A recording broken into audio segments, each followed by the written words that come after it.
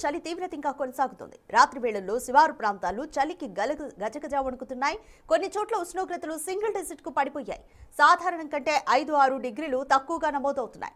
పటాన్ చెరువులో అత్యల్పంగా 7.2 డిగ్రీలు నమోదైంది. ఇక కేంద్రీయ విశ్వవిద్యాలయంలో 8.3, రాజేంద్రనగర్లో 9, మల్కాజ్గిరిలో 9.1, ఇక అల్వాల్లో 10.3, చందానగర్లో 10.4, కుత్బుల్లాపూర్లో 10.7, గాజుల రామాలంలో 10.8, సికింద్రాబాద్లో 11.2 డిగ్రీల కనిష్ట ఉష్ణోగ్రతలు నమోదవుతున్నాయి.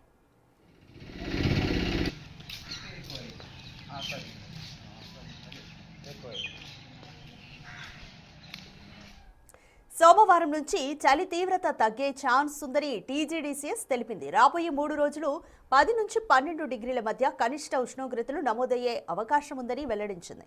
సంగారెడ్డి జిల్లాలో అక్కడక్కడ చలిగాలులు వీచే అవకాశం ఉందని హైదరాబాద్ వాతావరణ కేంద్రం తెలిపింది.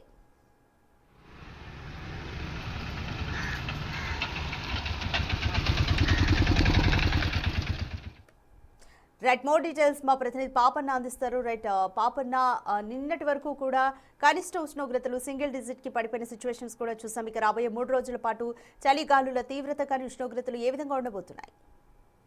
ఎస్ రాధిక, దాదాపుగా 2 వారాల నుంచి కూడా రాష్ట్ర వ్యాప్తంగా చలి తీవ్రత అనేది తీవ్ర స్థాయిలో కొనసాగుతుంది. అంటే సాధారణం కంటే 5 నుంచి 6 డిగ్రీలు తక్కువ నమోదవుతుంది. రాత్రి పూటలో వయసుతో సంబంధం లేకుండా ప్రజలందరూ కూడా గజగజ వణికిపోతున్నారు రాధిక. అయితే నిన్న రాత్రి రాష్ట్రంలోనే అత్యల్పంగా సంగారెడ్డి జిల్లా కోయూరులో 5 డిగ్రీల సెల్సియస్ అయితే నమోదైపోయింది.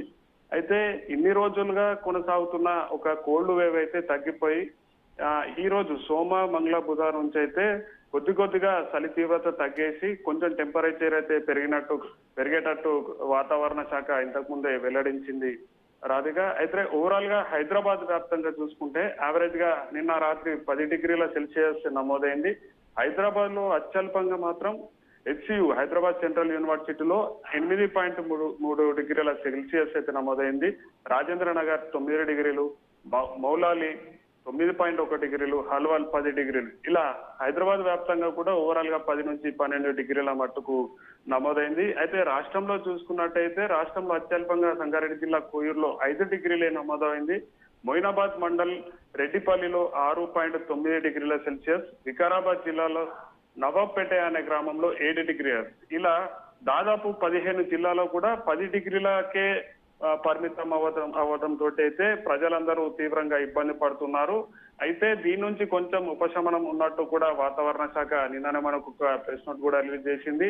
రానున్న రోజులలో ఈ చలి తీవ్రత తగ్గిపోయి అంటే కొంచెం టెంపరేచర్ పెరగడంతో ప్రజలందరూ కూడా కొంచెం వెసులుబాటు కలిగే అవకాశం ఉందన్నట్టు కూడా చెప్తున్నారు. ఈ కోల్డ్ వేవ్ తీవ్రత తగ్గినప్పటికీ కూడా ప్రజలందరూ చాలా జాగ్రత్తగా ఉండాలి.